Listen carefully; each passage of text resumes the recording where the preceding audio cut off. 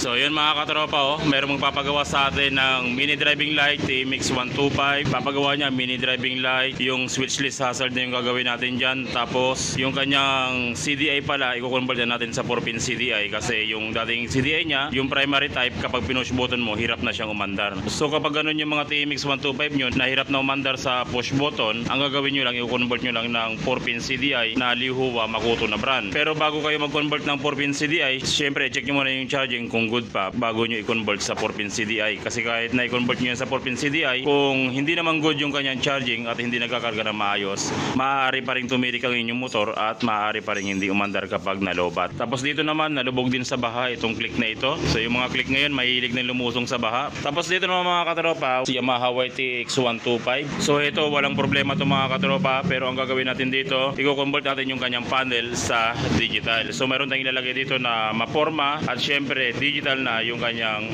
panel. Mga katropa, papalo naman ang ating Facebook page, Jad Allen Motorcycle Electrical Shop Lingayen. Kung gusto nyo namang magpagawa sa akin ng personal sa pagwawiring, isearch nyo sa inyong Google Map ang Jad Allen Motorcycle Electrical Shop Lingayen, Pangasinan.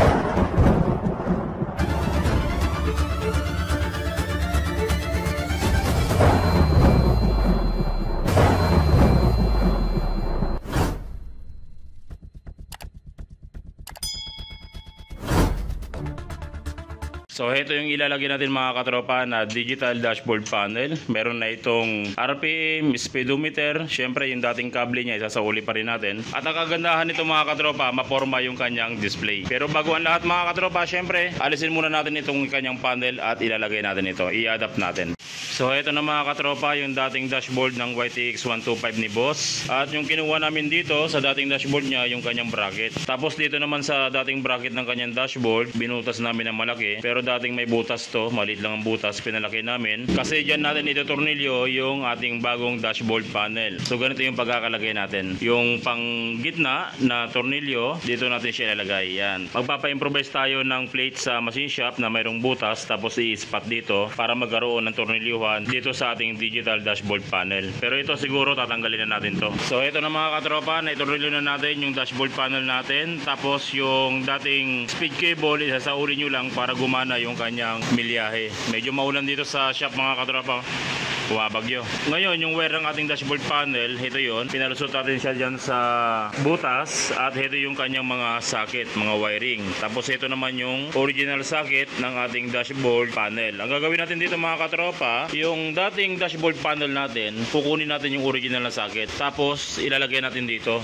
para hindi na natin magalaw yung original na wiring ng ating harness. At yung light brown naman, dito natin siya ilalagay sa light brown din. So pagkatapos yung mga katropa, pwede na natin simulan yung ating wiring. Yung wiring natin dito mga katropa, magkaiba yung coding ng Yamaha at magkaiba din yung coding ng ating dashboard panel. So dito sa socket ng ating digital dashboard panel, mayroon tayong makikitang dalawang socket. Yung malaking socket, ito yung mismong wire ng ating dashboard panel, at itong maliit na socket naman, ito naman yung wire ng indicator dashboard panel. Yung primera, segunda, tercera, kwarta at quinta. Ito yung wire na yun. Pero yung YTX kasi mga katropa, neutral lang yung mayroon siya, kaya hindi natin magagamit lahat ng wire ng ito, kundi neutral lang yung kukunin natin sa kanya. Pero alam ko mako-convert natin yung kanyang indicator dito. Kung sakali next time, didiskartehan ko kung paano i-convert yung kanyang transmission indicator at ipapakita ko sa inyo para magkaroon siya ng primera hanggang quinta. Pero sa ngayon, standard muna yung wiring natin. So dito mga katropa, unahin muna natin yung socket na ito. Dito sa socket ng ating dashboard panel, hanapin nyo lamang yung green wire. Kakatingin na natin ito mga katropa dahil hindi na rin natin magagamit yung socket. Tapos yung green wire niya, ito yung pinaka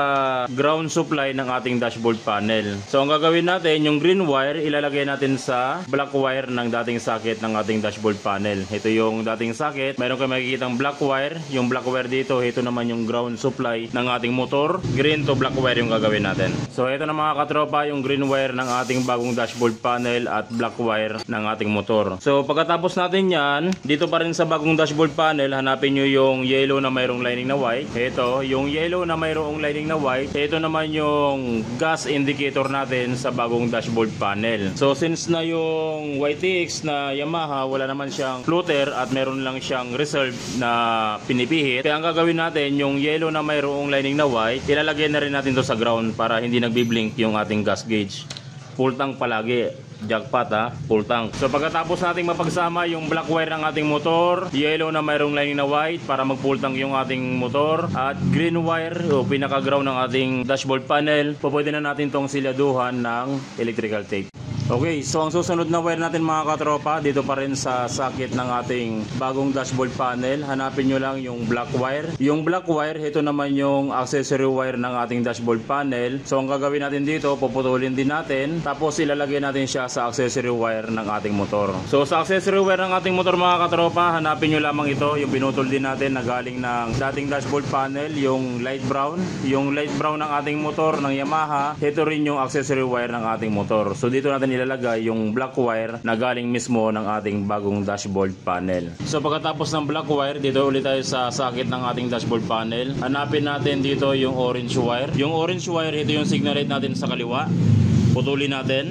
Tapos dito naman sa dating sakit ng ating dashboard panel, hanapin nyo yung dark brown na wire. Ito naman yung signal light sa kaliwa ng ating motor. Ito naman yung kaliwang signal light ng ating motor. Ang gagawin natin, yung orange wire ng ating digital dashboard panel, tsaka yung dark brown wire ng dating sakit ng ating motor, pagsasamahin natin. Ang susunod natin, dito naman tayo uli sa sakit ng ating digital panel. Hanapin nyo dito yung light blue wire. Yung light blue na wire sa ating digital panel, ito naman yung signal light sa kanan. Tapos dito naman uli sa dating sakit ng ating dashboard panel, hanapin nyo yung dark green. Ito naman yung signal light natin sa kanan sa ating motor. So ang gagawin natin, yung light blue na galing ng digital panel, isasama natin dito sa dark green ng ating dating sakit ng dashboard panel. Light blue to light green yung gagawin natin. So ang susunod na wire natin mga katropa, dito pa rin tayo sa digital panel natin. Hanapin nyo yung green na mayroong lining na red. Yung green na mayroong lining na red, ito naman yung ating neutral indicator sa digital panel. So dito sa dating sakit ng ating dashboard panel, hanapin nyo yung light blue. Ito naman yung neutral indicator ng ating motor. Ang gagawin natin dito, yung green na mayroong lining na red, tsaka yung light blue, pagsasamahin natin silang dalawa. So pagkatapos niya mga katropa, dito ulit tayo sa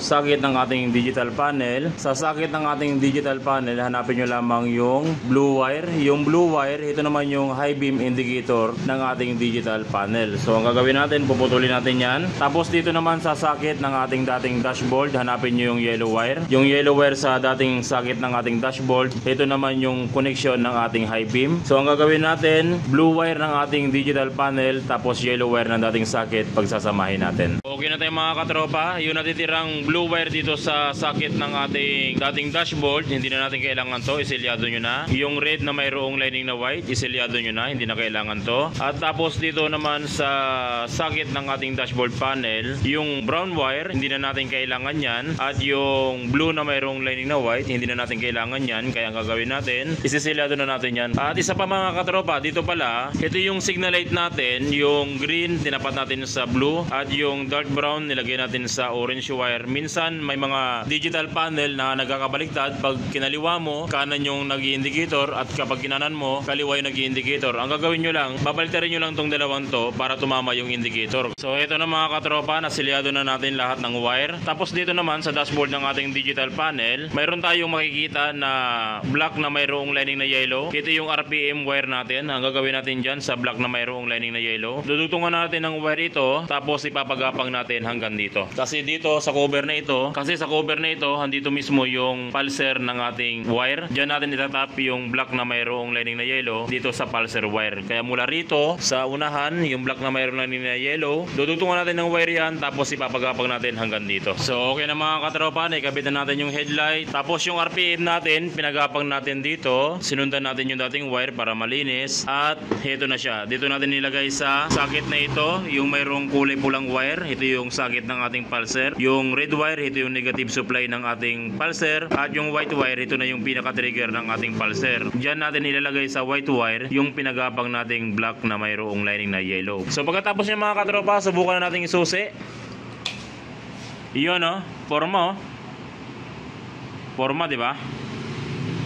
Iyan o. Kapag isisignal natin sa kaliwa, yan yung indicator niya, kanan. Okay, good. Busina. Tapos yung speedometer niya, gentle, paano mo nga kung gagana yung speedometer niya? Iyan o, kita nyo, gumagana yung kanyang speedometer. Tapos pandarin nga natin, Dex. Iyan, yung kanyang RPM.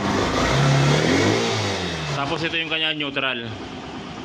So yun lang mga katropa kung paano magkabit ng ganitong klaseng digital panel sa ating motor. Kung sakaling gusto nyong mag-order, iiwan ko na lang yung link sa baba ng ating video description para ma-redirect kayo sa legit na nagbebenta ng ganitong klaseng digital panel sa Shopee or sa Lazada. So yun lang mga katropa, maraming salamat sa walang sawang pagsuporta sa ating channel. Sana tuwing nanonood kayo ng ating video, marami kayo natutunan, nagagamit nyo sa inyong panghanap buhay o sa inyong pag-DIY. Maraming salamat mga katropa. God bless at ingat palagi sa pagwawiring.